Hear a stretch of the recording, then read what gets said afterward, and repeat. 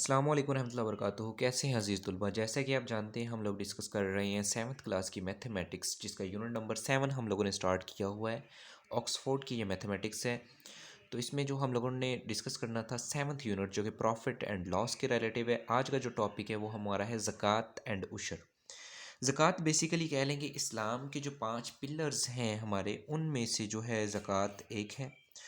और ये हर एक मुसलमान की ड्यूटी है, उसके ऊपर फ़र्ज़ है कि वो ज़कात दे। ठीक है। तो ये इसकी मुख्तलिफ़ अमाउंट भी हो सकती है, या कुछ और कैटेगरीज़ जो इस्लाम ने बनाई हैं कि 6 हेक्टोग्राम आपके पास सिल्वर हो उसके ऊपर ज़कात वाजिब है। ठीक है। 8.7 जो डेकाग्राम आपके पास गोल्ड हो उसके ऊपर भी ज़कात वाजिब है। या फिर आपके ऊपर जो है टोटल जितनी भी आपकी अमाउंट है उसका जो है 2.5% 2.5% ज़कात आपके पास होता है। ठीक है।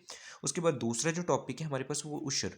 उशर क्या होता है कि जो ज़मीन हम लोग जो है अपनी काश्तकारी के लिए इस्तेमाल कर रहे हैं, उसका जो है 1/10 हिस्सा जो है हमने जो है अल्लाह की राह में देना होता है, तो वो हमारा क्या कहलाता है, उशर।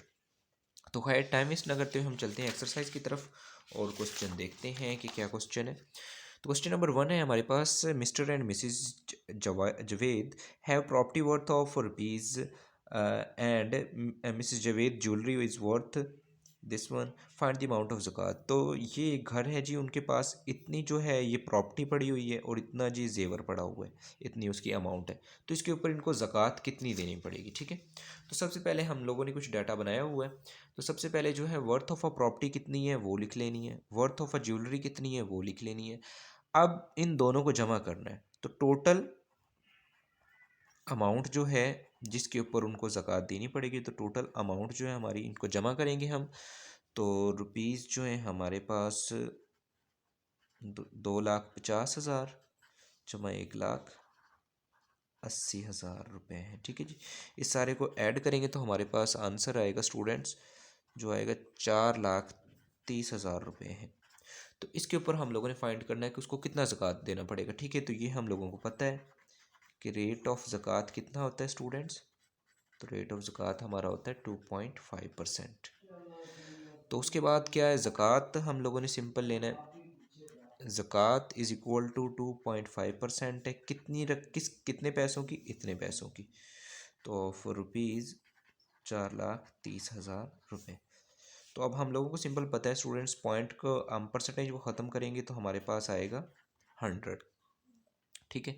और मल्टीप्लाई विथ ऑफ, मल्टीप्लाई में चला जाएगा 4,30,000 रुपये। तो 2 ज़ीरो से 2 ज़ीरो कट हो जाएंगी, तो हमारे पास बचेगा 2.5 मल्टीप्लाई विथ 430। ठीक है, ज़ीरो। जब हम इसको 2.5 को इससे मल्टीप्लाई करेंगे तो रुपीज़ हमारे पास आ जाएंगे 10,750। मतलब कि उसको कितनी ज़कात देनी पड़ेगी स्टूडेंट्स, उसको ज़कात देनी पड़ेगी 10,750 रुपये। ठीक है। तो उसके बाद हम जो है नेक्स्ट क्वेश्चन को डिस्कस करते हैं। नेक्स्ट क्वेश्चन में जो कह रहा है वो कह रहा है कि आपके पास जो है एक सलीम, एक बंदा है, उसने जी 20,500 रुपये जी ज़कात दे दी है। ठीक है। तो उसकी जो एनुअल सेविंग है वो कितनी होगी, ये हम लोगों ने बतानी है। ठीक है। तो ये भी नहायत आसान सा क्वेश्चन है। तो हम लोगों ने मान लिया कि उसकी जो सेविंग है वो एक्स है। अमाउंट ऑफ ज़कात उसने कितनी पे की है, अमाउंट ऑफ ज़कात उसने पे की है 20,500। रेट ऑफ ज़कात कितना होता है जी, 2.5% होता है। ठीक है। तो ज़कात का जो सिंपल फार्मूला है हम वो यूज़ करेंगे। ज़कात is equal to 2.5% of amount कितनी है जी, सेविंग उसकी हमने लेट की हुई है, एक्स है।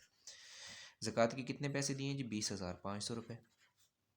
ठीक है। 2.5% का ख़त्म करेंगे तो ओवर में 100 आ जाएगा, और ऑफ मल्टीप्लाई में चला जाएगा तो हमारे पास एक्स बच जाएगा। ठीक है। तो 100 इधर डिवाइड हो रहा है, इस तरफ जाएगा तो मल्टीप्लाई हो जाएगा।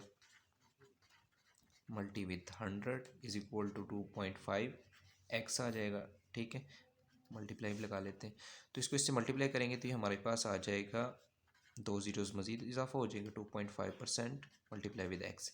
अब हमने एक्स फाइंड करना है, तो 2.5 इधर मल्टीप्लाई और इधर जाके हो जाएगा डिवाइड हो जाएगा।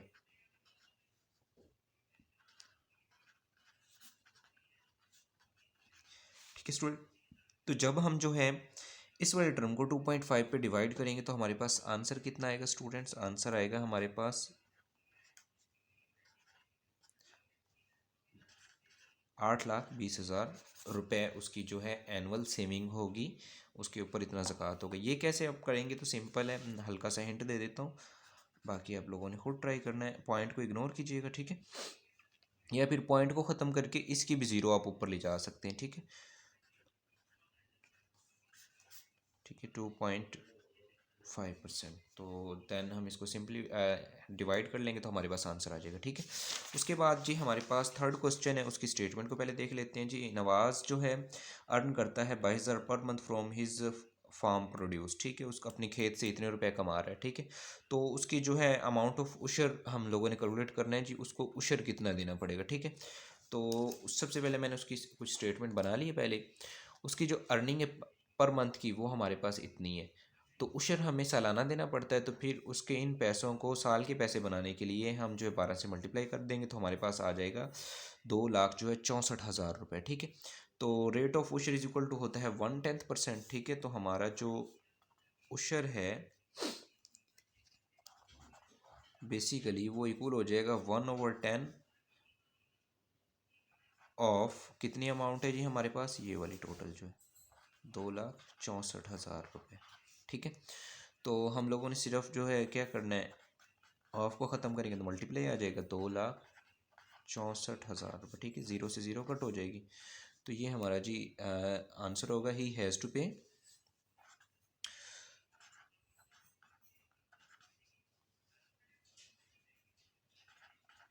तो इतने पैसे जी बतौर उशर उसको जी पे करने पड़ेंगे, ठीक है। उसके बाद नेक्स्ट क्वेश्चन है हमारे पास, वो उलट हो जाएगा। वो कह रहा है कि find the value of produce a farmer is paid 25,500 उशर। अब ये उलट हो गया, आगे पैसे दिए हुए थे, उशर मालूम करना था। अब क्या जी, उसने उशर की रकम दे दी है तो हमने उसकी जो है अमाउंट मालूम करनी है, ठीक है। तो नहायत आसान है। लेट वैल्यू ऑफ प्रॉपर्टी हम लोगों ने मान लिया वो एक्स से कुछ भी मतलब एक्स हो सकती है। तो उशर कितना दे रहा है जी, वो 25,500 दे रहा है। रेट ऑफ उशर कितना होता है जी, 1/10% होता है, ठीक है। तो सिंपल जो है हमारा जो अब फॉर्मूला जो उशर का वही हम लगाएंगे। उशर इज इक्वल टू 1/10 ऑफ कितनी अमाउंट है जी, एक्स है।